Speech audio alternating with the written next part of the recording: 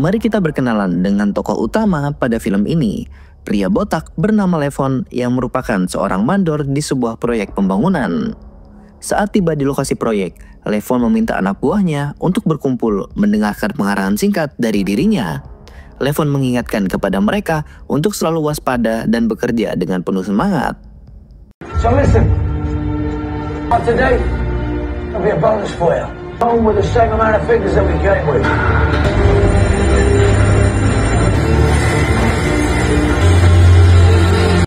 Setelah melakukan briefing, Levon lalu menuju ruang operator untuk bertemu dengan pemilik proyek yang bernama Joe. Saat ia masuk, rupanya Joe sedang bersama sang istri dan juga anaknya, sehingga Levon memilih untuk menunggu di luar.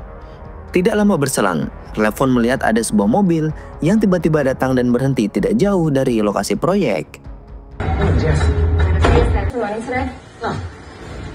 Family, you can do the vendor account. Excuse me? Trucks out there that need paying. You can pay me?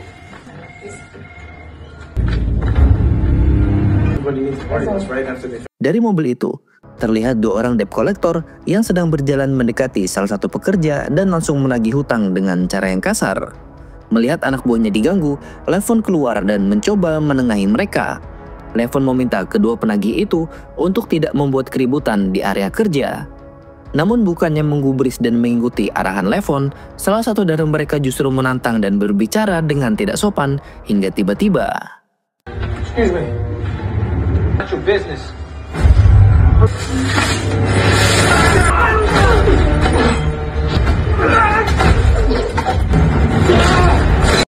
Selesai sedikit memberikan salam tempel kepada dua orang tersebut, tiba-tiba saja 4 orang penagih lainnya muncul seolah meminta kepada Levon untuk juga diberi pelajaran. Dengan senang hati, Levon lalu mengeluarkan senjata dan menodong salah satu dari mereka sambil memperingatkan agar jangan pernah kembali dan juga membuat kerusuhan.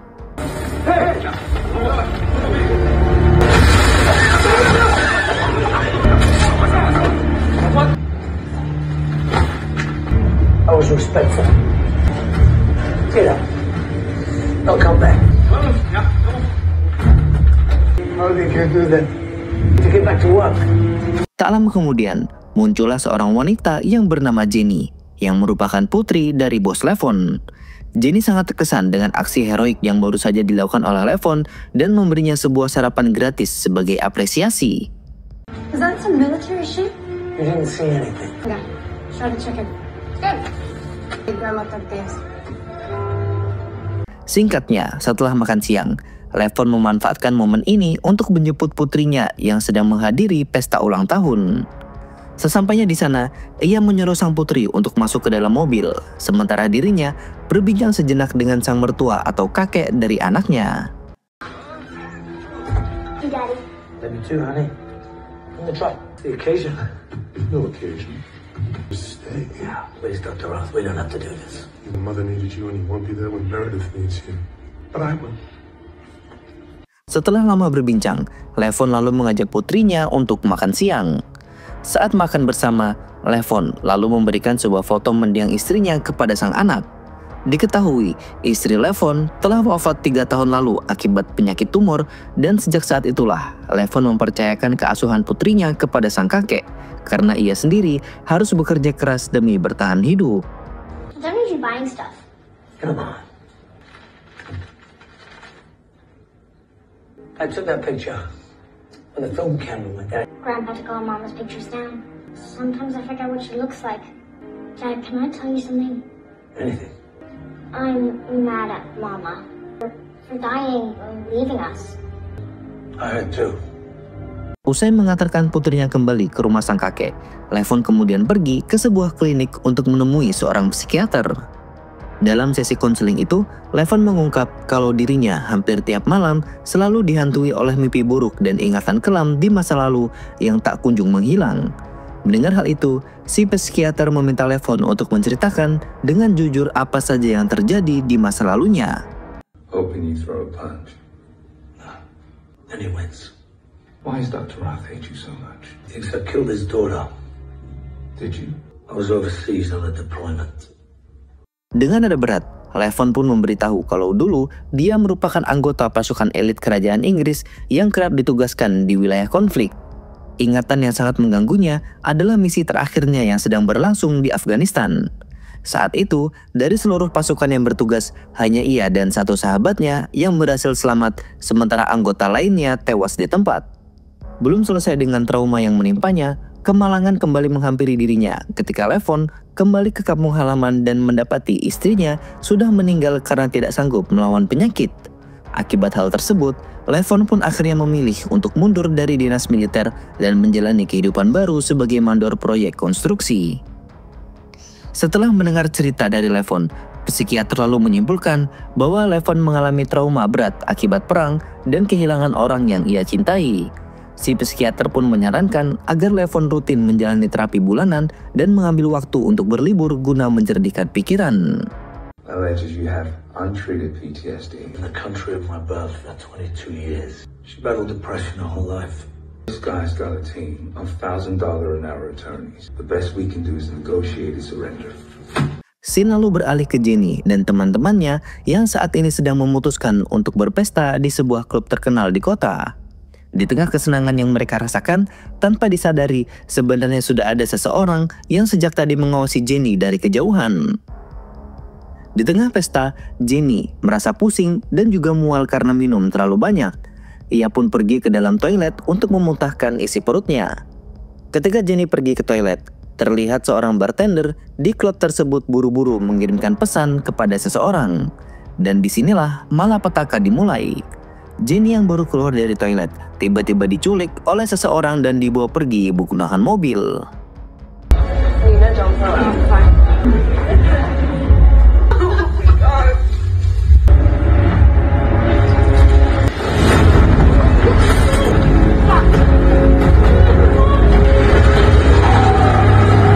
Pada keesokan harinya, saat Levon tiba di tempat kerja, ia melihat dua orang polisi yang baru saja keluar dari sana.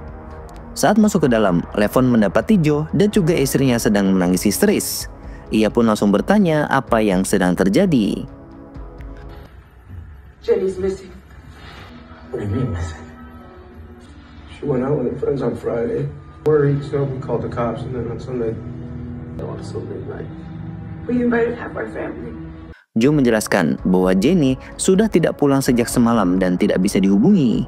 Ia sangat yakin jika anaknya telah menjadi korban penculikan karena akhir-akhir ini kasus serupa memang sering terjadi di kota tersebut. Namun sayangnya, laporan mereka ke pihak polisi ditolak karena Jenny belum menghilang genap 24 jam. Joe yang kebetulan mengetahui latar belakang Levon sebagai mantan pasukan elit memohon agar Levon bersedia membantu untuk mencari Jenny. Ia bahkan sampai menawarkan sejumlah uang yang besar sebagai imbalan bagi Levon jika dia bisa membawa Jenny kembali.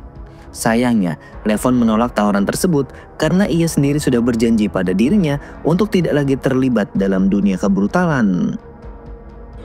Can you help us? Running smoothly. No, help us find Jen. I'm a different person now. maybe that's all over. Here, it's 50. Take it, man. I'm sorry. Sepulang dari tempat kerja, Levon memutuskan untuk mampir ke rumah sahabat lamanya yang juga merupakan rekan seperjuangan saat masih bertugas di militer. Pria inilah satu-satunya yang berhasil selamat bersama Levon dalam misi terakhir mereka di Afghanistan. Sayangnya, meski sahabat Levon ini selamat, peristiwa kelam itu membuatnya harus kehilangan penglihatan setelah peluru musuh mengenai matanya. I wanted Daddy to be dead. You know, for me, couldn't save your eyes. Sorry. No. You saved my life. Dalam pertemuan itu, Levon bercerita bahwa putri dari pemilik proyek tempat ia bekerja telah menghilang secara misterius. Ia menduga kuat bahwa gadis tersebut telah menjadi korban penculikan. Levon juga menceritakan perihal ayahnya yang memohon bantuan kepada Levon untuk turun tangan, namun Levon menolak permohonan itu. What's her name? Jenny, She a good kid. she's a great kid. Mendengar cerita tersebut, sahabatnya hanya bisa tersenyum pahit. Ia berkata, andai saja mataku bisa melihat, aku sendiri akan langsung turun tangan menghabisi para penculik itu. Ia pun menyarankan agar Levon mempertimbangkan ulang keputusannya. Karena menurutnya, membantu Joe bukan hanya soal pekerjaan, tetapi tentang melakukan hal yang benar. Nah, kata-kata dari sahabatnya inilah yang perlahan mulai meluluhkan hati Levon. Do this, you better lock in on no half measures, but you do. Told Jenny I had a back. I worry about it. I have to come down here and pretend. Not permission for something that you already made your mind up about. Singkat cerita, Levon pun berubah pikiran dan memutuskan untuk menyelamatkan Jenny. Tanpa membuang waktu lagi, Levon segera menuju ke kediaman bosnya. Di sana, ia melihat Joe yang sedang duduk sendirian menatap layar yang menampilkan video Jenny sedang bermain piano. Moonlight Sonata. It's beautiful. She wanted to be like a pop. Be a big land developer. Melihat kondisi bosnya yang saat ini sangat menyedihkan, Levon lalu mendekat dan menasihatinya agar tidak terus larut dalam kesedihan, karena hal tersebut hanya akan memperburuk kondisi tubuh dan pikirannya. Levon kemudian mengatakan bahwa dirinya telah berubah pikiran dan saat ini sudah bersedia turun tangan dan akan melakukan segala cara untuk menemukan Jenny. Mendengar hal itu, Joe langsung bangkit dan memeluk Levon erat-erat. Dengan suara bergetar, ia mengatakan kalau ada orang yang bisa menemukan Jenny, itu adalah Levon. Look at me, brother. I'm gonna bring her home. I promise.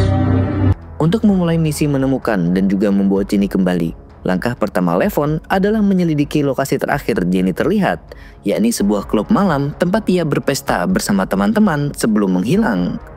Levon lalu masuk ke sana dan berpura-pura sebagai pelanggan biasa. Ia lalu duduk di bar dan memperhatikan gerak-gerik bartender yang terlihat gelisah dan juga mencurigakan. Begitu si bartender selesai bekerja dan meninggalkan klub, Levon langsung membuntutinya dari belakang. Tak lama kemudian, bartender itu akhirnya tiba di rumah dan juga bersantai seperti tidak terjadi apa-apa. Namun ketenangannya tidak bertahan lama karena pintu terbuka secara tiba-tiba dan muncullah Levon yang masuk sambil menodongkan sebuah pistol dan memperlihatkan foto Jenny ke arahnya. Oh, yo, wrong house, kid. Get the fuck out. Hands up. Stand up. Yo, A girl. I want your friend snatched out of the back of the bar. Get the fuck. Ketika sedang menginterogasi si bartender, tiba-tiba saja dua orang datang dan masuk ke dalam rumah. Akibat situasi yang tidak lagi berada dalam kendalinya, Levon pun memilih untuk menghabisi mereka semua. Open the door. Fucking kill you. Ketika Levon ingin pergi dari sana, mata Levon tiba-tiba tertuju pada sebuah tato yang terdapat di tubuh bartender. Tato itu sangatlah familiar bagi Levon karena ia mengenali tato itu sebagai tanda khusus yang biasa digunakan oleh para mafia Rusia. Melihat fakta itu, Levon pun lalu memutuskan untuk menunggu di dalam dan berjaga-jaga kalau ada orang lain yang akan datang. Nah, feeling Levon ternyata benar, karena tak lama kemudian muncul seorang pria yang diketahui bernama Alex datang bersama dua orang keponakannya. Mereka bertiga lalu masuk ke dalam dan sangat terkejut mendapati si bartender bersama dua rekannya sudah tidak bernyawa. Alex sangat murka melihat kondisi anggotanya sudah tewas mengenaskan. Apalagi si bartender sudah seperti tangan kanannya yang dapat diandalkan. Dengan amarah, Alex pun memutuskan untuk pergi dari sana lalu diikuti kedua keponakannya. Nah, Levon yang menyadari mereka akan pergi segera membuntuti dari belakang. Setelah kurang lebih 1 jam membuntuti, Levon pun akhirnya tiba di dekat rumah Alex. Disinilah profesionalisme Levon terlihat, karena alih-alih menyerang, ia memilih untuk mengamati lebih dulu keadaan. Tak lama kemudian, Levon melihat istri Alex dan dua keponakannya tadi pergi keluar. Levon pun merasa inilah kesempatan terbaik untuk beraksi. Tanpa peduli lagi CCTV yang merekam, Levon lalu masuk ke dalam dan langsung membuat Alex pingsan.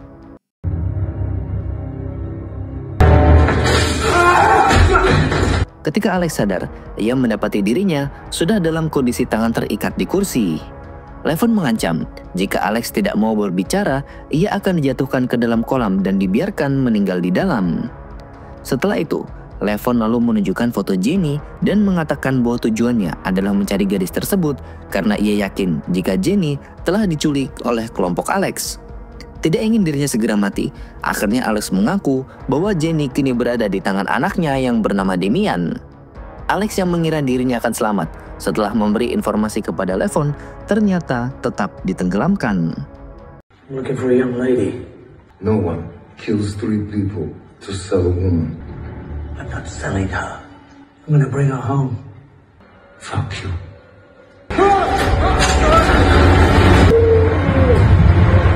Tak lama setelah Levon pergi dari rumah Alex, datanglah Bresnov, kakak kandung Alex sekaligus bos besar mafia Rusia di kota London.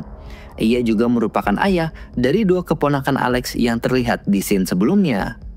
Saat masuk ke dalam rumah dan melihat jasad adiknya, Bresnov sangat marah. Ia dan kedua putranya langsung mengecek rekaman CCTV dan melihat jelas wajah Levon saat membunuh Alex. Tanpa pikir panjang, Bresnov langsung menyuruh anak-anaknya untuk segera memburu Levon. She kills without fear. Find this man and bring him to me. Sementara di sisi lain, Levon sendiri saat ini sedang menghubungi temannya yang bekerja di kantor kepolisian. Levon meminta informasi tentang seseorang bernama Damian. Nah, mendengar nama itu, temannya langsung memperingatkan Levon agar tidak mencari masalah dengan Damian. Karena bukannya apa, Damian merupakan bos besar mafia yang sangat ditakuti di kota London. Bisnis utamanya sendiri merupakan peredaran narkoba, namun sesekali ia juga menjalankan bisnis perdagangan manusia. Saking kuatnya pengaruh Damian, bahkan para polisi tidak bisa menyentuhnya karena banyak petinggi negara yang sudah dia suap. Mendengar hal itu, Levon tetap tidak peduli dan bersikeras ingin menemukan Jenny. Akhirnya, temannya itu memberitahu bahwa Damian sering berada di sebuah bar bernama Haitis yang biasa menjadi titik kumpulnya para mafia Rusia. You never call me unless you need something, so Someone called Dini. Probably think that's a high-ranking dude, Ken. Not a guy you want to. this Dini fella. Might be involved. There's a bar called Hattie's in Joliet where they sell meth. Thanks. Pada malam harinya, Levon datang ke bar yang dimaksud dan berpura-pura ingin menjalin bisnis dengan Damian. Tak lama kemudian, seseorang membawanya masuk ke dalam ruangan khusus dan di sana Levon dipertemukan dengan tangan kanan Damian yang bernama Michael. Michael lalu menatap Levon dengan penuh kecurigaan dan bertanya apa tujuan Levon datang kemari mencari Damian. Levon pun mengaku jika ia ingin membeli banyak narkoboy dalam jumlah yang besar. Michael yang tidak langsung percaya meminta anak buahnya untuk menggeledah Levon karena khawatir jika Levon merupakan seorang polisi yang sedang menyamar. Namun Levon yang tidak suka dipegang-pegang langsung menghajar anak buah Michael hingga meratakan mereka semua. Run your pockets, Chief. For that badge. You heard the man. I didn't come here to be disrespected.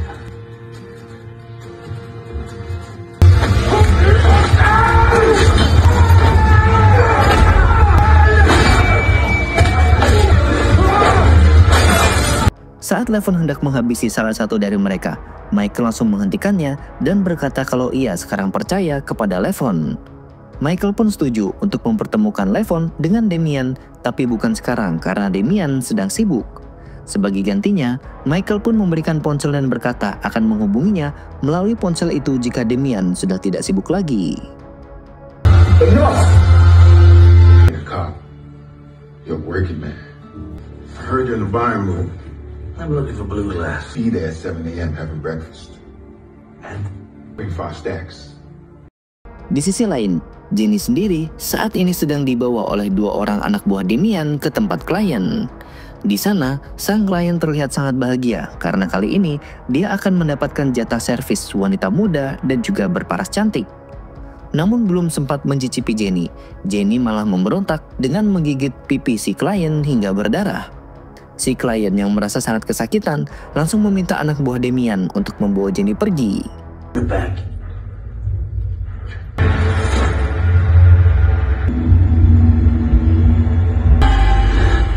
She beat me.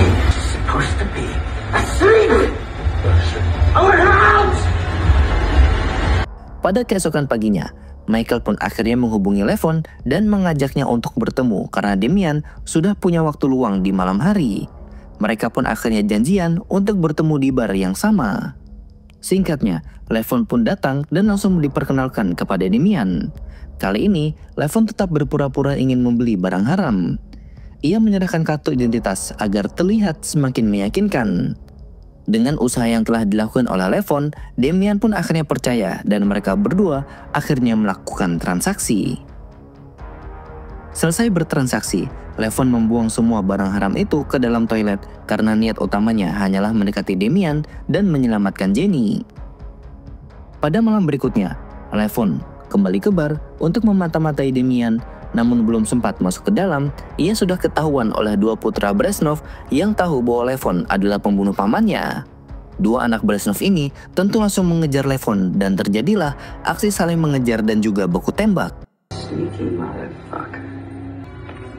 He's here. He's in a black Dodge Ram hiding in the trees. Right here, Vinny!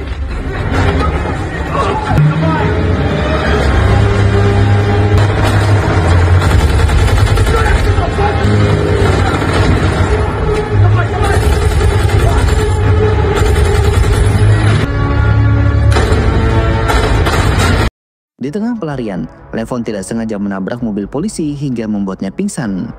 Namun bukannya diselamatkan, dua polisi itu justru menyerahkan Levon kepada anak-anak Brezhnov karena mereka rupanya antek-antek mafia Rusia. Saat sadar, Levon sudah berada di dalam mobil dengan kondisi tangan terikat dan dijaga oleh dua putra Brezhnov yang siap membunuhnya. Nah, karena tidak mau mati mengenaskan, Levon pun akhirnya memilih untuk melawan. Di tengah perkelahian, sang sopir tewas tertembak dan membuat mobil kehilangan kendali dan hampir masuk ke danau. Levon yang berhasil membunuh kedua anak Brezhnov lalu menenggelamkan mereka semua bersama mobil itu dan langsung pergi untuk melanjutkan misi. Beberapa jam kemudian, Brezhnov pun datang dan menemukan jasad kedua putranya yang sudah mengenaskan.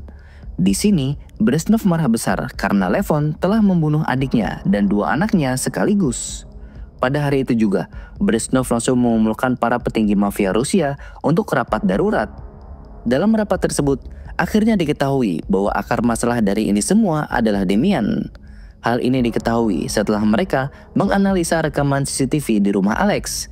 Di sana terlihat Levon yang sedang menunjukkan foto Jenny. Nah, dalam bisnis para mafia Rusia, hanya Damianlah yang melakukan perdagangan orang. Tanpa menunggu lama, Brezhnov dan dua orang pembunuh bayaran langsung mendatangi Damian untuk meminta penjelasan. Vladimir and his team kept accused my sons. You don't understand. You know who this devil is? He is hiding. That will help you find Timmy. Sementara itu, Damian sendiri saat ini sedang memarahi anak buahnya karena gagal menjaga Jenny.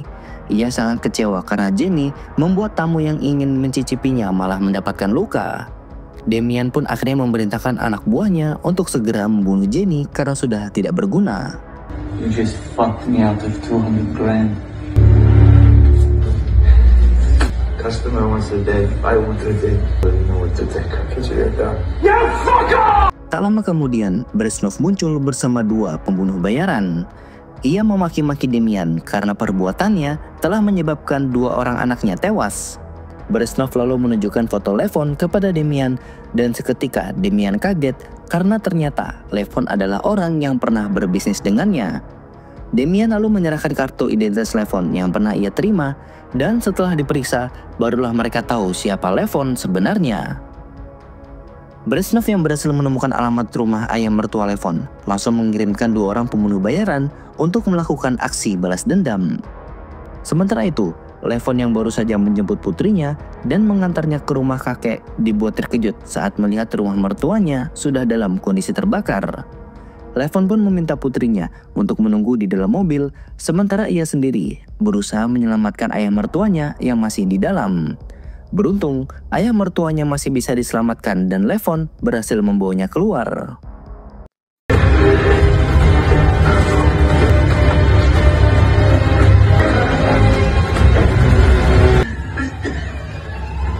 Ketika di luar rumah, Levon bertanya apa yang baru saja terjadi.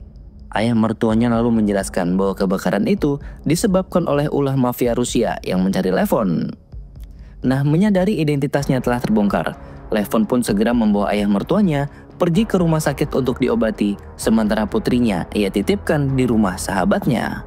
Singkatnya, Levon yang saat ini berada di rumah sahabatnya meminjam beberapa senjata untuk menghadapi mafia Rusia. sahabatnya sendiri menawarkan bantuan, namun Levon menolaknya dan berjanji akan segera kembali. Di sisi lain, Jenny yang saat ini hendak dieksekusi oleh dua anak buah Damian melakukan pemberontakan dan berhasil melarikan diri ke pinggir hutan. Tak lama kemudian, Jenny merasa lega saat melihat mobil polisi melintas dan langsung meminta bantuan. Namun, lagi-lagi sayang, polisi tersebut adalah antek-antek mafia dan mereka pun membawa Jenny ke markas Damian. You alright? My name is Jenny Garcia. I was kidnapped. Let's get you home.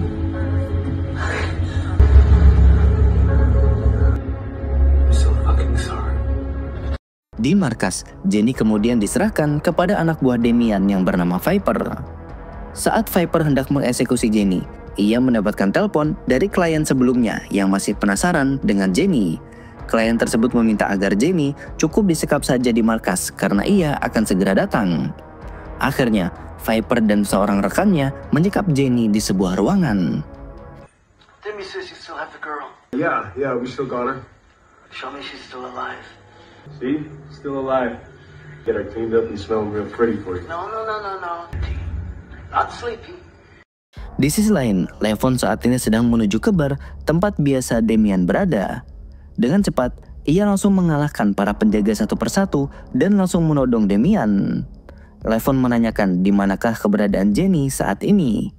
Karena sudah ketakutan, Damian pun mengaku bahwa Jenny sedang berada di markasnya. Tanpa basa-basi, Levon pun meminta Damian untuk mengantarnya ke sana. Where is she? Why kill everyone for her? I told her I had her back. If I give you this woman, you let me live? Because if I just give It's south on 57. Then I give you her address. Let's go. Setibanya di markas, Levon dengan segera langsung membunuh Damian dan mulai menghabisi anak buahnya satu persatu. Di dalam ruangan, klien yang masih ingin memperkaos Jenny dibuat terkejut karena mendengar keributan yang dibuat oleh Levon. Bresnov yang juga datang bersama dua orang pembunuh bayaran terbaiknya langsung menghubungi Michael, tangan kanan Damian, untuk membawa pasukan ke markas mereka karena saat ini sedang ada pesta. Dengan segera, Michael dan pasukannya datang ke markas untuk pemburu Levon. Demi, clap down half a dozen brushes tonight.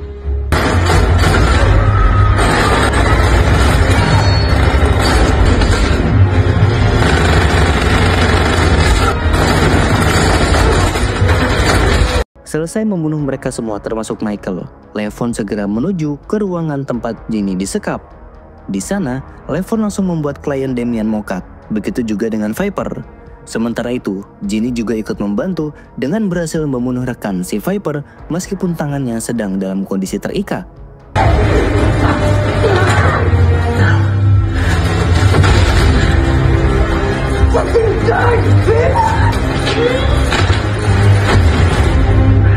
Setelah itu, Levon pun segera membawa Jenny pergi. Namun di luar, mereka langsung dihadang oleh dua pembunuh bayaran milik Bresnov. Meskipun judulnya adalah mereka pembunuh bayaran, tetap saja kemampuan mereka masih berada jauh di bawah Levon yang sudah kenyang pengalaman perang. Setelah Levon berhasil mengalahkan dua orang pembunuh bayaran itu, ia dan Jenny segera pergi menggunakan sepeda motor. Bresnov yang dari jauh mengamati semuanya hanya bisa termenung melihat kekacauan yang terjadi. Ia sangat tidak menyangka ada seseorang seperti Levon yang mampu menghancurkan kelompok mafianya seorang diri. Bresnov lalu menghubungi para petinggi mafia Rusia lainnya untuk meminta bantuan menghabisi Levon. Namun mereka menolak dan menyarankan Bresnov untuk melupakan dendamnya karena Levon adalah seseorang yang tidak bisa mereka taklukkan, apalagi saat ini Levon sudah mendapatkan apa yang ia inginkan, sehingga kemungkinan Levon tidak akan mengacau lagi. That's my brother. She escaped. None of this was business. That's what he came for. I will not turn the other cheek to the man. That man will kill you. The Brotherhood. I understand. Di akhir film, Levon mengantarkan Jenny ke rumah orang tuanya, yaitu si bos proyek. Mereka berdua langsung menangis dan berterima kasih kepada Levon. Si bos pun berjanji akan memberikan berapapun uang yang Levon minta sebagai balas budi.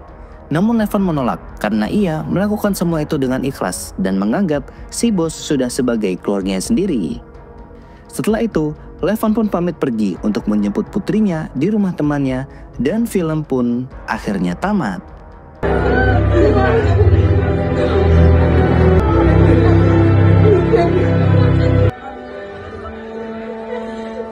Hey, Dad, it's you. You came back. You okay, Daddy? Man, I make myself shaving. Welcome back. Selesai sudah film kita hari ini. Dari skala 1 sampai 10, seberapa barbar Jason Statham dalam film ini? Kalau Mimin tentu saja 10 dari 10. Sekian dulu alur cerita film kali ini. Jangan lupa like dan subscribe channel Baru-Baru Flix agar kalian selalu mendapatkan asupan ketegangan dan salam dari Barbarian.